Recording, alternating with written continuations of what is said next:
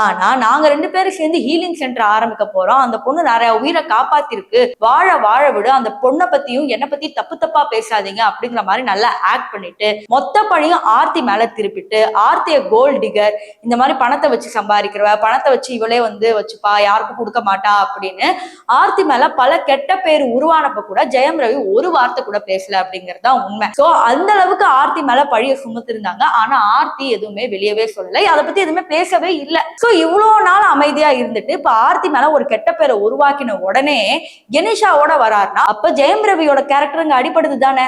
இப்ப ரசிகர்களுக்கு இடையே என்ன பேச்சு போயிட்டு இருந்துச்சுன்னா, ஜெயம் ரவி எல்லாரும் லவ் பாய், சாமிங் பாய், அந்த ஜெயம் படத்துல எல்லாம் காதலுக்காக உயிரை விடுற பாய் எல்லாம் நினைச்சிட்டு இருந்தாங்க.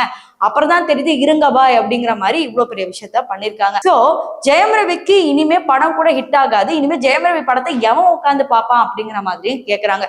சோ ரசிகர்களுக்கு இவ்வளவு கோவம் வந்தாலும் கணேஷாவோட அக்கௌண்ட்ல போய் திட்டுறதும், ஜெயம் ரவி அக்கௌண்ட்ல போய் திட்டுறதும் இப்ப நிமிஷத்துக்கு நிமிஷம் வாடிக்கையாவே வச்சிருக்காங்க. இப்ப ஆர்த்திக்கு ஃபுல் சப்போர்ட் வந்திருக்கு.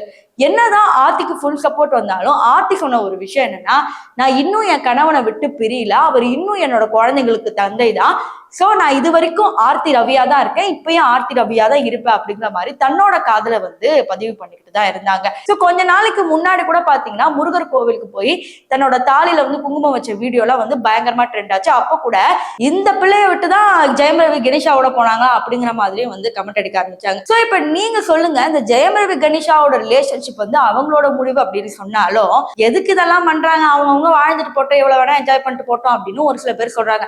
சோ உங்க தாட்ஸ் என்ன அப்படிங்கறத மறக்காம கமெண்ட் செக்ஷன்ல சொல்லுங்க.